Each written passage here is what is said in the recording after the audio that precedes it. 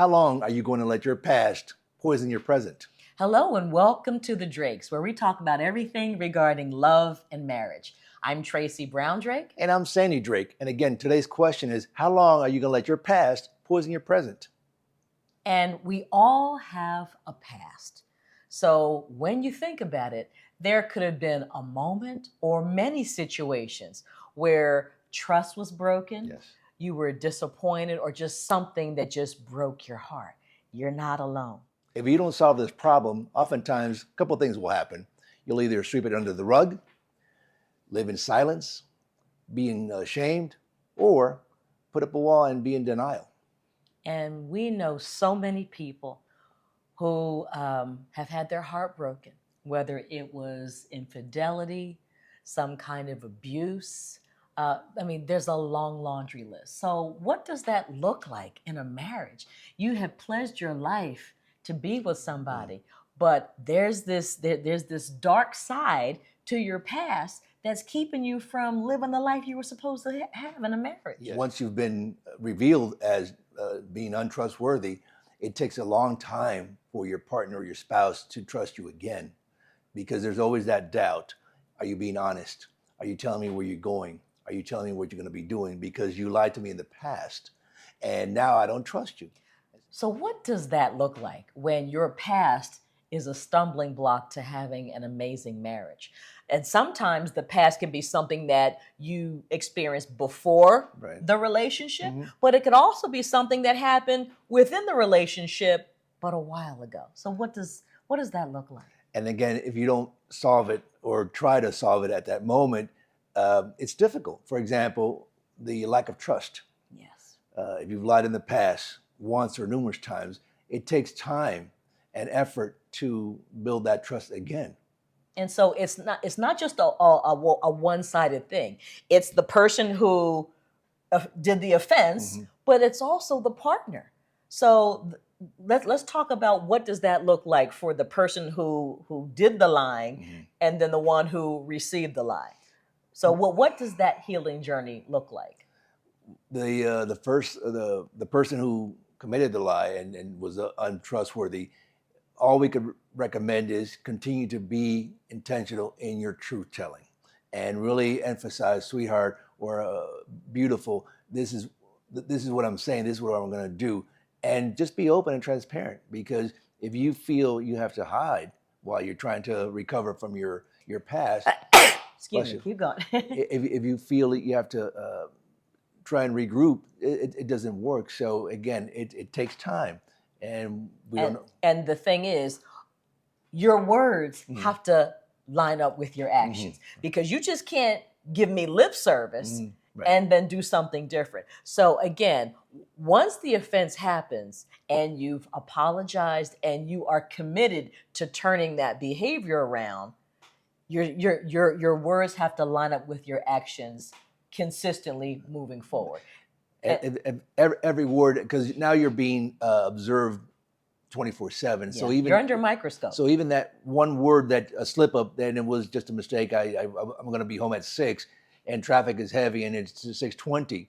You're being honest, but your past shows up, and you're not being trustworthy. You said 6, it's 6:20. Where are you? Are you really headed home? Are you at someone else's home? Are you at the club? Are you at the bar? What are you doing? So, and it's funny. There's a popular show where they had this line: "Once a cheater, always a cheater."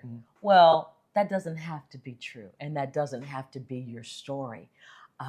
It is possible to heal and get stronger and get better, because depending upon what happens, sometimes people are just afraid to tell the truth. Right. Also, earlier you mentioned not only your past before you came into this relationship, but what about something going on during that relationship where the trust was broken? Absolutely. And we have helped couples who are dealing with that. And again, we've addressed the offense, but again, healing and wholeness takes time. And whoever the offender is, you can't put a time limit on your spouse's healing journey. No. That's a personal choice and a personal situation. The healing process is different for everyone. Some people are more forgiving than others. We know of couples who, the minute someone cheats, they're done. They're gone. Others stick it out and want to make it right. And just because you've said you're sorry doesn't mean that the slate is clean. Yeah. Because every encounter, every conversation, every argument, your arguments feel weightier. Silent treatment, it just takes on a whole different look. And also, like, that's a good point. Saying I'm sorry doesn't absolve you of your mistake. Absolutely. You may be asked to do certain things that you may be uncomfortable with. Going to counseling, going to therapy, removing yourself from that environment that brought you into that situation already. So you will be required to do certain things that you may be uncomfortable with. And also, we've worked with couples where, as a defense mechanism from the offender, they've always pointed a finger. Yes. Well, if you weren't doing this, then I wouldn't do that. And that's an awful thing. So we encourage you, if that's ever been your situation, you got to, number one, identify it, but then own it. Own the mistake, and then make active steps over time to correct that. And that's going to take a lot of time. And once you reveal and say, I'm sorry, this is what I did, your life will be much easier moving forward because you can live in peace. Things may not work out with that situation, but you know that moving forward, your life is free and clear. You don't have to live that lie. It's almost like living two lives. You're an imposter. And one side, here's the true you, and then over here, you're like lying. What did I say? Where am I going? What do I tell them? No, I forgot. And it's too much. And then the last piece we want to share with you is the forgiveness piece. Because again, the offender saying sorry, that's one thing, and they have to do their work over time, but also forgiveness. Forgiveness on both sides. Number one, the offender has to forgive themselves. Yes. It doesn't mean that you get a pass, or that we're just saying what you did was okay. But forgiveness is all about you, and it leaves space for you to be open for God to heal you and restore you, and to rebuild that honor, rebuild that respect and that trust, and also that environment of safety. Right. And like you were saying, that's a good point. The offender needs to be clear as to what they're going to do, but also the one who was victimized needs to be clear what they expect or what they desire to happen. And we can't be changing the rules and the regulations along the way. I want you to do this when last week you wanted something else. So we need to be transparent as to what we want to make it right. And then also, you got to be close. Even though something in your past has caused division, that doesn't mean that you guys can't come back together. But again, it takes intentionality. It takes teamwork.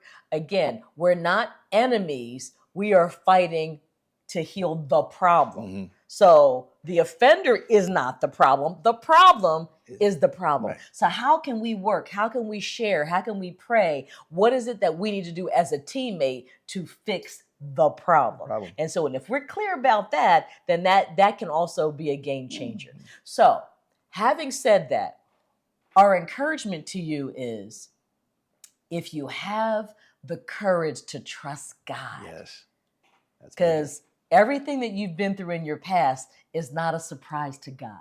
He knew exactly what would happen. But we also know that God is more than able to heal and restore, and lastly, to use everything that you've been through and turn it into something wonderful. And there's no reason why you need to be living in shame or afraid or under the cover because you're embarrassed to be out in public.